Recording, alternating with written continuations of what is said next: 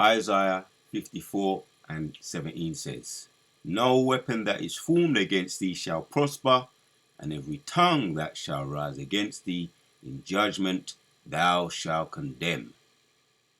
This is the heritage of the servants of the Lord, and their righteousness is of me, saith the Lord. Giving our praises to Yahweh, Ba'ashem Yahushai, Ba'ashem Harakah Kodash, double honors to all the elders and the apostles of Great Millstone, and salutes to all the sincere elect out there. Aria coming back at you with another lesson. No weapon that is formed against Yahshua Allah, the Most High, the 144,000 of the men of the Lord, no weapon shall prosper against thee. We're going to get into some of this, Lord willing. I was meditating on all that have came in the past. The Most High has no losses on his record.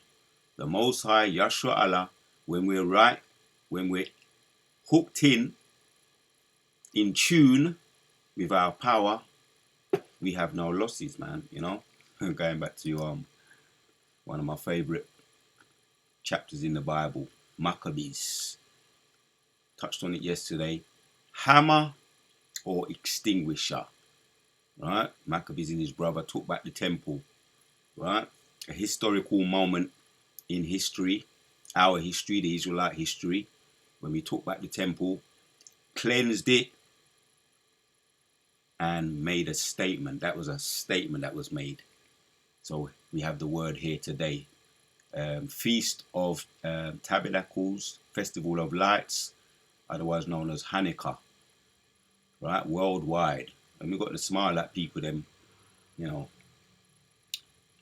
as what they do, identity thieves, which the Most High sent a message to them Saturday gone, right, with something that took place, and it was all up on the news. Lord, I could do a separate video on that.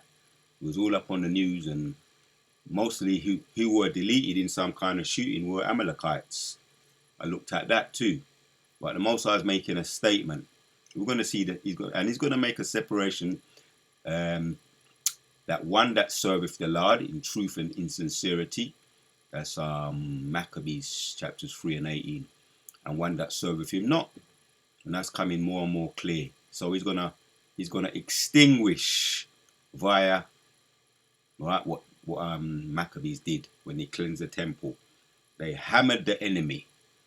So I just wanted to touch on that once again. You know, Thor had a hammer, but they were otherwise known as the god of thunder, Thor, in their make-believe superheroes. He had a hammer, and if you detach from his hammer, he became mortal, weak.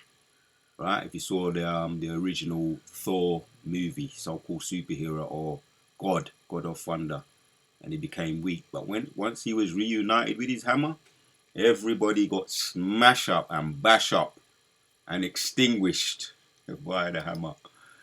You know, that's where they got that from, I believe. So he who holds the hammer, if he be worthy, shall possess the power of Thor. He who holds the hammer of Maccabees shall extinguish, shall be put out. There is no weapon that is formed against thee, Isaiah 54 and 17. No weapon that is formed against thee shall prosper, and every tongue that shall rise against thee in judgment thou shalt condemn.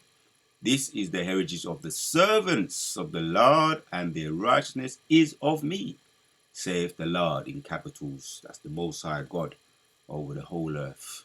No weapon that is formed against him. And when we're right with the Most High, when we're in tune, reunited with our power, as we saw what happened, because when we looked at that yesterday, 2 Maccabees 10, Maccabees with his collective people, the brothers that were with him, he had the backing of the Most High, hence why he was able to be successful. And there's been a lot of happy endings in the scriptures when we're right with the Most High.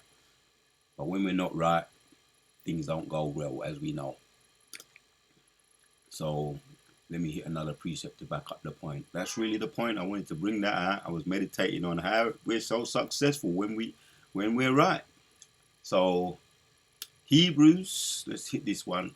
Hebrews 10 and 27 says, "For a certain fearful looking for of judgment and fury, indignation, which shall devour the adversaries." Right, when we're right.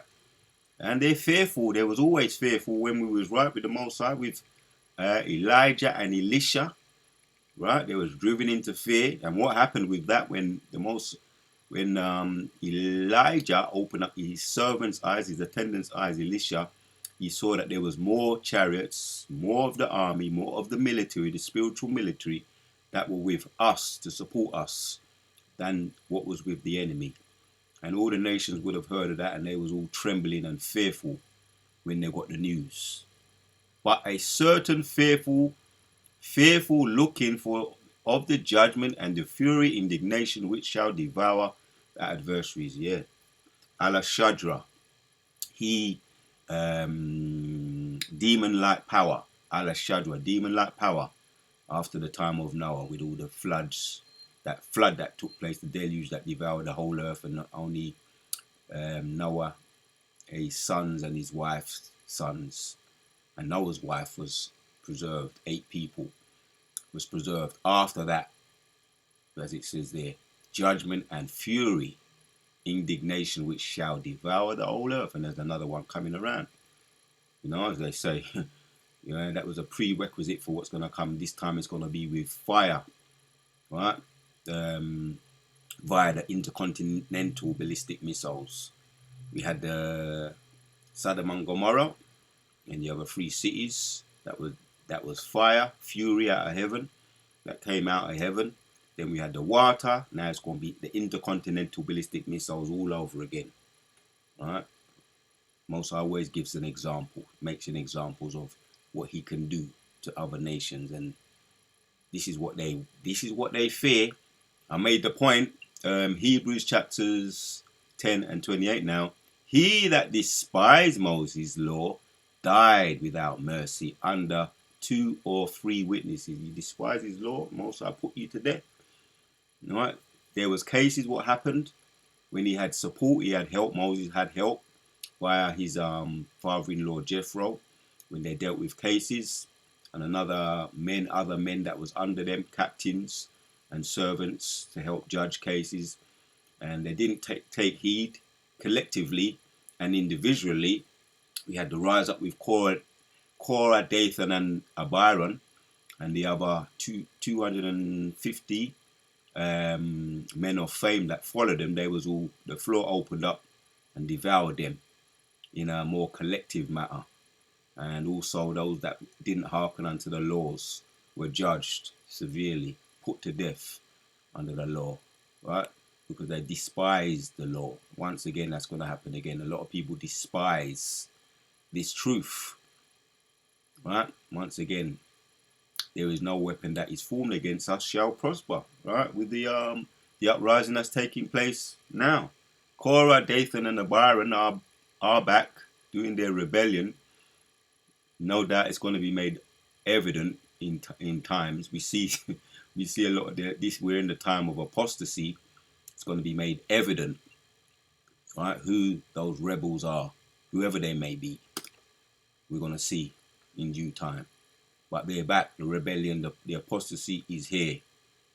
And we're going to see once again, no weapon that is formed against thee shall prosper. In so many words, Psalms 92 now and 8 says, "But thou, Lord, art most high forevermore. For lo, thine enemies, O Lord, for lo, thine enemies shall perish." Yeah. Praise the Lord. This is who's singing? This is a song. It is a good thing, right? The song for the Sabbath day. It is a good thing to give thanks unto the Lord and to sing praises unto thy name, O Most High, for to show forth thy loving kindness in the morning and thy faithfulness every night. So we can sing those psalms. Let out those psalms, let them rip. Whether you do it under your breath, or maybe your voice ain't too good, whatever. You sing your psalms, you give praise to the Lord, prayers songs of praise to the Lord every day, in the morning, in the evening, right? Here, if this was King David, that's what he was doing, letting it rip, right? Via his praises, we can do that. We just had Hanukkah once again, right? A time of, it's a celebration, not a commiseration, not a solemn assembly, Hanukkah. It's a time to celebrate, right? And give gifts and break bread with Akim, you know what I mean? And ultimately give praise to the Most High for the victories that we've had in the past, right? Hanukkah, and the ones we're going to be having in the future. Let's get back to 8. O Lord, out but thou, Lord, out most high for evermore. For lo thine enemies, O Lord, for lo thine enemies shall perish. All the workers of iniquity, that includes the rebellion that's taking place now, the scoffers, the haters, the apostates, right, that are coming and trying to put the trying to bring up all these stupid allegations, mess about with the doctrine, trying to turn the doctrine upside down. But it's all for the power and the spirit of the Lord anyway. The deceiver and the deceiver are his. Right? He's gonna get rid of the chaff, however he's gonna do it. Right? Those that he doesn't care for. You know what I mean? The cream rise to the top. So he's got to get rid of all that dross, unwanted dross. And he's doing it through his deceivers, because they both belong to him. The deceiver and the deceiver are his. Lo, thine enemies shall perish. All the workers of iniquity shall be scattered. But my horn shall thou exalt. Horn is another word for his power. Yeah? Like the horn of the unicorn shall be anointed with fresh oil. Mine eyes shall see my adversaries, my desires of mine enemies. And mine eyes shall hear my desires of the wicked that rise up against me. Yeah, this is King David going in. It's actually a curse, and you can put curses on the enemy. Right?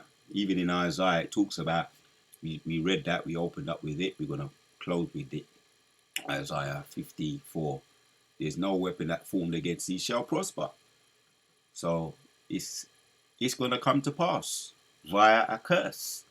Yeah, mine eyes shall see my desires of mine enemies, and mine eyes shall hear my desires of the wicked that rise up against me. The righteous shall flourish like the palm tree. He shall grow like a cedar in Lebanon. I want to come back to that one there. Come back to that one. That those be planted in the house of the Lord shall flourish in the courts of our power, our God. They shall bring forth fruit. In old age, they shall be fat and flourish. Yeah, because his elect, his first fruits, were created to live forever, for immortality. Wasn't created to die. Right now, it's around 80 to 90. If you have extra strength years, when it used to be, it would have been immortality, but it deteriorated from 1,000 years down. There's an egg timer basically now. But we were created to do what? That those that be planted in the house of the Lord shall flourish in the courts of our power. They shall bring forth fruit. They shall be fat and flourish. All right? Representing here, we ain't going to be deleted. To show that the Lord is upright, that's the point here. His name, it's all about his name. Right? His name is important. His name is going to be once again known throughout the whole earth. Every knee will bow and every tongue will confess the Most High, Yehovah Wayahoshai, is the true God. Right? Every knee shall bow, every tongue shall confess that the Most High is the true God. To show that the Lord is upright in his rock, and there is no unrighteousness in him, because the Lord is upright. There's one word here. I must come back to it, and that's just the video right there. That makes the point. Yes, you can put curses on the enemies, and no weapon that they put against us shall prosper. So let's get this one. The righteous shall flourish.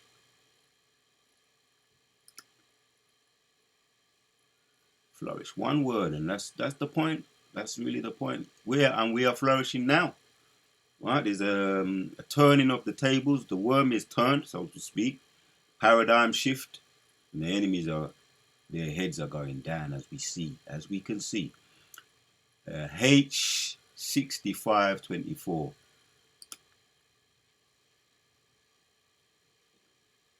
This is what's taking place. Bud sprout right now for the elect, standing up with great boldness, right? Wisdom of Solomon, and also Ezekiel 37 comes to mind. Yeah, the breath of life is in us now. So we're budding, sent out, shoot, blossoming. Right? The warrior of Ashim Shai. That's the point right there. I just want to hear it. So Strong's H6524. Parach. Parach. To flourish, right? Hurrah. To root, to break forth as a bud. Bloom. Right, that comes around. I'm looking forward to the spring once again. Come around, and we're going to get into, getting into what I do in the spring. You know what I mean? When everything starts sprouting and budding once again. You know what I mean? So we look at for the most part, it has a new, different feel to it when you see things budding and springing forth out of the earth, which is all through the power and spirit of the Most High. And now for us as people, we're flourishing, right? Blossoming in the power and spirit of the Most High. Grow, spread, springing up in the spirit. The warrior of Hashem Shai, Kala Yahweh, Ba'ashem Yoshai, Ba'ashem Dash. Yeah, flourishing. So Yahshua Allah is flourishing. The warrior of Hashem Shai put the spirit on me to do this video. I just wanted to hit that point there. What's taking place. While these other nations are in fear, in dread of what's coming down the pipe, but a certain fearful, looking for a judgment and fury, they're in dread, right? These other nations, we're hearing about the wars right now, what's taking place. It's actually war, the beginning of WW3. People are in dread. People who, if you ain't got this truth, you wouldn't know what to do. Right? A lot of people are taking other means, with so-called stock herding, stock homing, or whatever they call it, stock herding, all types of foods, and thinking that that's going to preserve them. We know what the elite are doing right now with their billion-dollar bunkers, right, and what they've got preparing to be preserved, they believe, which is all the spirit of the Lord. Some of them will be preserved, only to be grabbed up by the men of the Lord, right? With the new bodies going to be grabbed up, shackled up, right? To set an example to bring forth seed while they're on the plantation. The elite are going to survive for the most part in their deep bunkers and under the waters, the hidden bunkers under the waters, and their space hotels, which is the Most High has all prepared all of that for them, for those that He wants to preserve. But there is a dread right now in this. There is a dread, a fear, and it's on the enemy. But there is a contrary, right? The opposite for the elect. Lord will not get into that at some point. We have an opposite, a joyful feeling in us. We're flourishing. So they're in dread. But a certain fearful looking for of the judgment, the fury, indignation which shall devour the adversaries, our adversaries. Yep. He that despised Moses' Lord died without mercy under 2 or 3 witnesses. Yeah, and it's all going to come round again. Those that despise this truth have to perish. But here's the point as well. Jump down to 31. It is a fearful thing to fall unto the hands of the living God, right? Ultimately, that's what's going to take place. Every knee going to bow, every tongue going to confess the awaiting of the Lord when Yahushua return, but intercontinental ballistic missiles going to be the icing on the cake. It's a fearful thing to fall unto the hands of the living God, right? This is why they're in dread right now. The enemies are adversaries of this truth. The warrior of Hashem Yoshai, Kala Yahweh, Ba'ashem Yoshai, Ba'ashem Kodash. You see something here.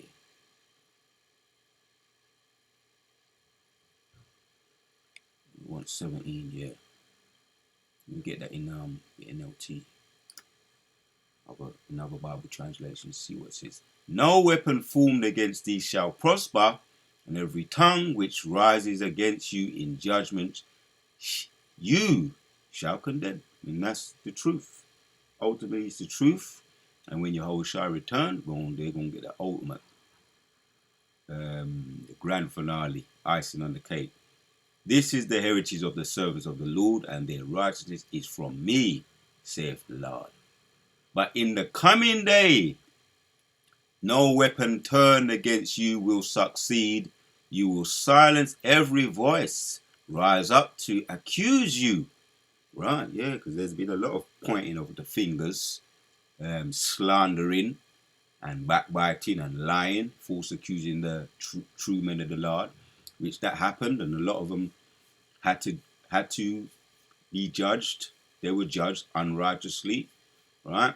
That's in Hebrews chapters 11. A lot of them had to die unrighteously, right? By all different types, forms of means. But they're back here to get their vindication. Let me carry on reading. You will silence every voice, rise up to accuse you. These benefits are enjoyed by the servants of the Lord, right? This time around, we're going to get the benefits of serving the Lord. Their vindication will come from me. I, the Lord, have spoken. Enough said. The warrior of Ashimashai. We're going to get the benefits of the times when we were martyred, yammed by lions, hanged, in some cases upside down, beheaded in the times of Rome with Nero. We're going to get the benefits. We're going to get vindicated for that, for those of us that went that way. Right, that was the prophets, and we're back here once again. No weapon that is formed against us shall prosper. There you have it. The warrior of Hashem Shai, Kala Yahweh, Hashem Yoshai. Look forward to the vindication of Him, and that's what we're doing. Until the next one.